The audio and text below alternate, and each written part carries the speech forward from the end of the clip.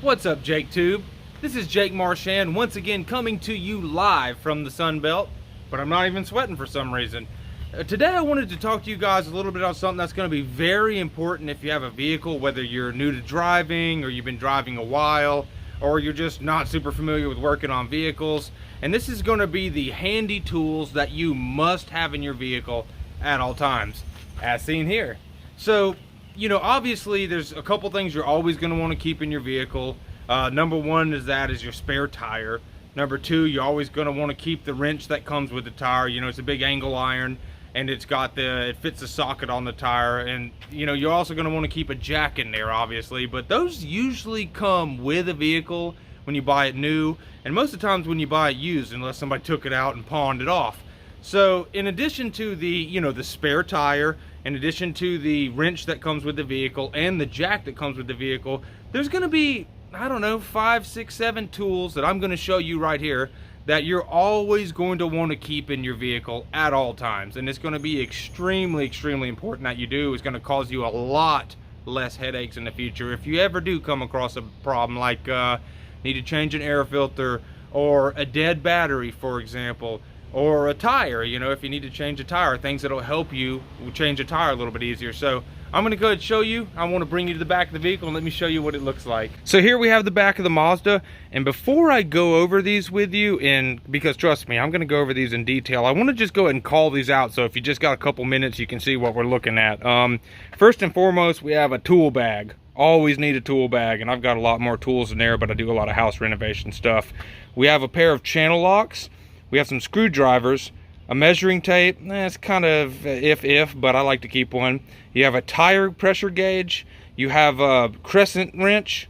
You have a hammer. You have a light.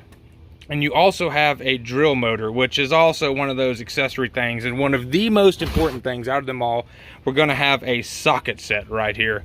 So that's what I like to keep in there, in addition to all the tools I keep for extra purposes. And I'm just going to go ahead and show you, I'm going to go ahead and explain these just as briefly as I can, just to kind of show you what's going on with them. All right, like I said, there's going to be some tools you're going to want to keep in your vehicle at all times. They're going to make your life a heck of a lot simpler if you ever come across anything like a tire change or a battery change, battery problems.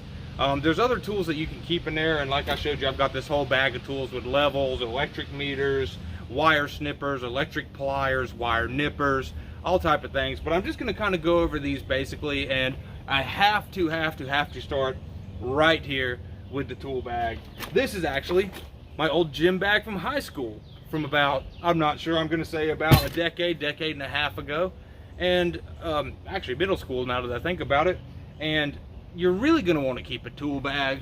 For the longest time, my lazy self, I just went ahead and kept the tools laying around, and what ends up happening is you end up losing them, or they make your car look dirty, or the tool you're looking for you can't find and you get stuck on the road, and when you finally get home, you clean your car out and find it deep up under one of your seats. So you're always going to want to have a tool bag. One of the most important things I can tell you without actually stressing it too terribly much. And the second most important thing I would say that I have in my toolkit in my truck is a set of sockets.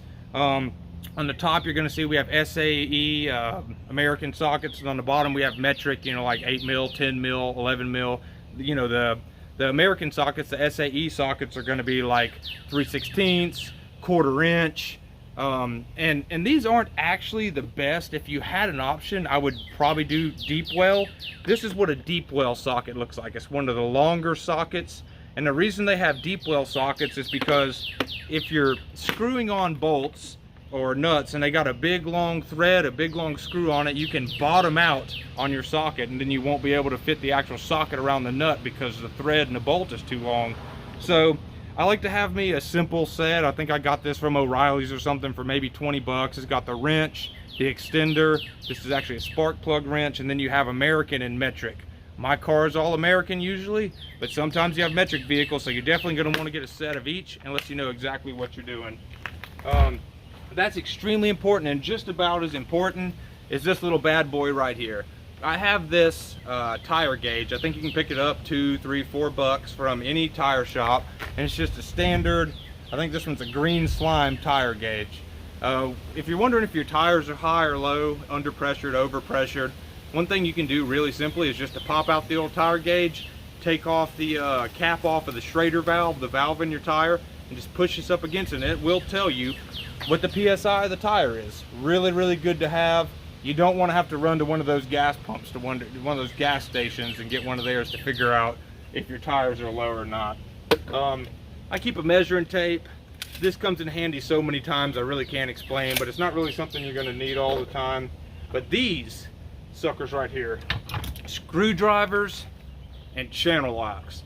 These things are so incredibly handy. You're going to need screwdrivers. I like to get a flathead, and I like to have a Phillips head, and I like to have a couple of each. And these come in handy when you're taking batteries off. They come in handy when you're taking, like with new vehicles, they're covered in plastics, and like the motor will be covered in plastic, the filters will be covered in plastics, everything's covered in plastics. And usually the screwdrivers is what you use. You can either use the flathead to pop them off, or you can use the flathead and the Phillips head, and then, you know, use them as a screwdriver. And these channel locks right here, you're gonna wanna have a set of these. Now the sockets will do just about everything you need, but you're gonna wanna keep a pair of these channel locks in here. And the reason they're called channel locks is because they have these channels right here. And if I want to increase the size to different sizes for different bolts, you slide this little lock into the individual channel you want, and they can adjust from, for example, these go this big, show you my thumb, bigger, maybe about 2 fingers big, or you can go them all the way small to where you can get any bolt. And if you have a pair of channel locks, a lot of times you can get around using your socket set, just because these suckers fit so many things. You can use it for the battery. God forbid, I've used it before, but you can use it for the tires, changing tires. You can use it for just about anything that has a bolt head on top of it. So you're gonna want you a set of these channel locks in the vehicle with you. And I wanna recommend something.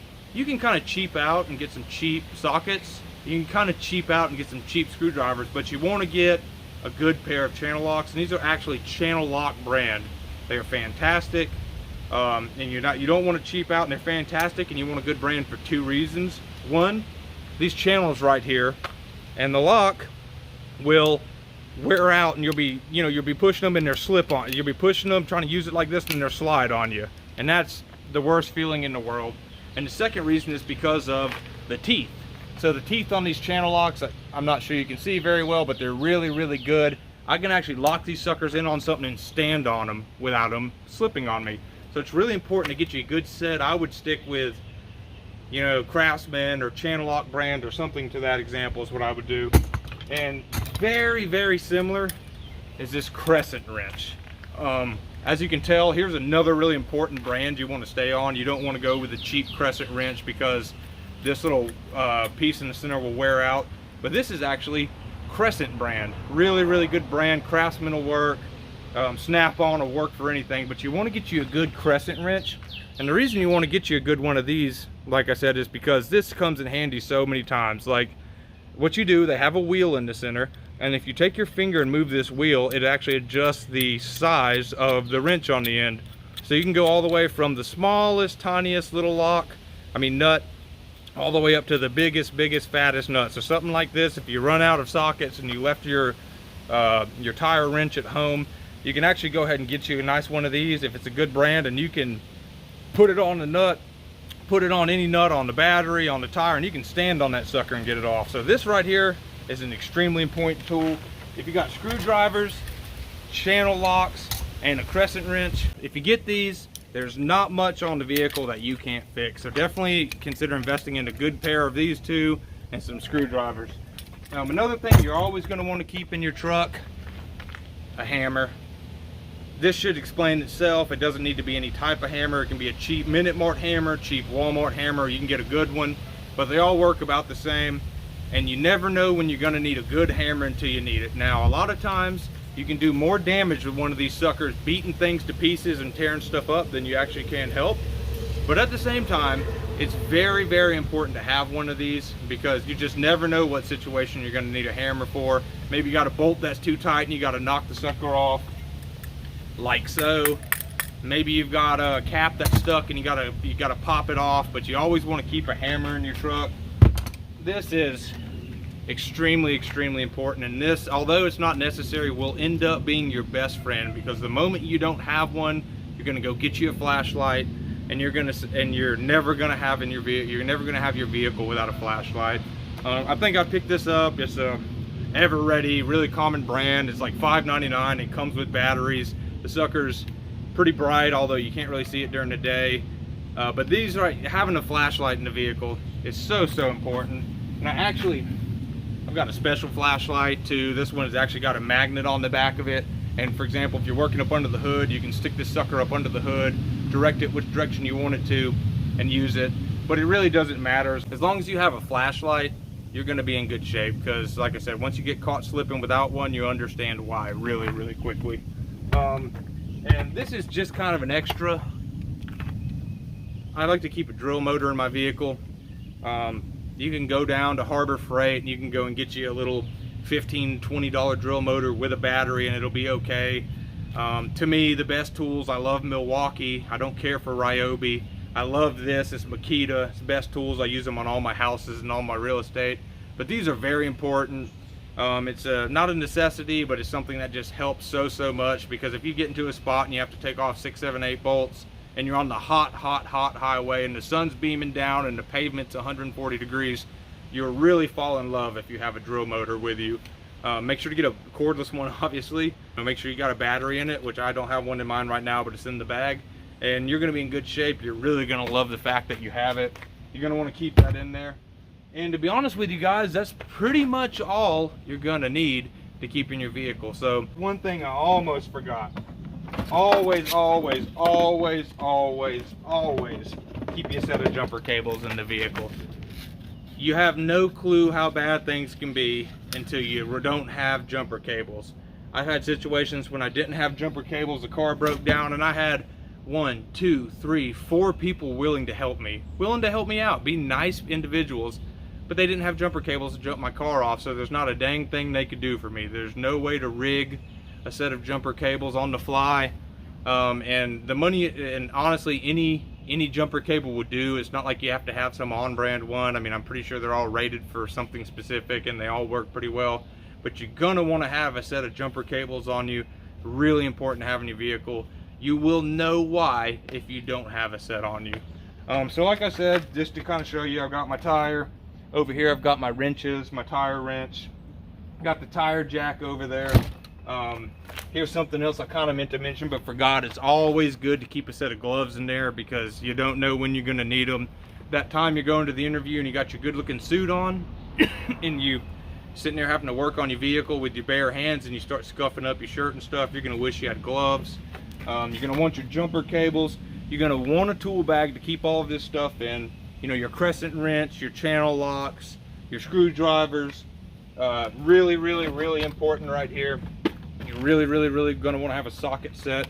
Go and show you that one more time, just so, like I said, this should do y'all. Honestly, I could probably just do with just 1 or 2 sockets, and I could also do with just the ratchet right here. This is called a ratchet, the extender, the spark plug. It's deep well, and you probably, if you can, you want a deep well set of sockets, and then American and metric set. You're going to want your drill motor if you can, your light, super necessity. And like I said, you're going to want a tire pressure gauge, and you're probably going to want probably one of these. You know, you just don't realize when you need it until you need your tape measure. So that's what you should have in your vehicle. You should keep it in there at all times. Just get you, like I said, a good tool bag, and it doesn't have to be slap full of tools like mine. I mean, mine's got cobalt cutters, big and small crescent wrenches, electrical pliers in case I need to do some electrical work, cut some wires, skin some wires. But all of that's not super necessary. If you just stick to the tools I showed you a minute ago, you should be good. So that's pretty much it. I pretty much showed you everything you need to have, and if you have those, you should be in pretty good shape. So if you have any questions, drop it below. If you like this video, go ahead and give me a thumbs up. I'd really appreciate a like. It helps me a lot, and when you share the love, it gives me a lot of motivation to keep doing these videos. And if you like my content, go ahead and subscribe. I do tire reviews, I do you know, car reviews. I do a lot of real estate reviews because it's never really caught on, but I love real estate and I love buying, flipping, and renting homes. So if you have any questions, just go ahead and let me know in the comments. I answer them religiously, and I really appreciate you giving me a couple minutes out of your day to try and add a little bit of value to you, and I hope I did that. This is Jake Marchand signing off on JakeTube, and let me know if you have any other questions. I'll talk to you guys shortly. Thank you.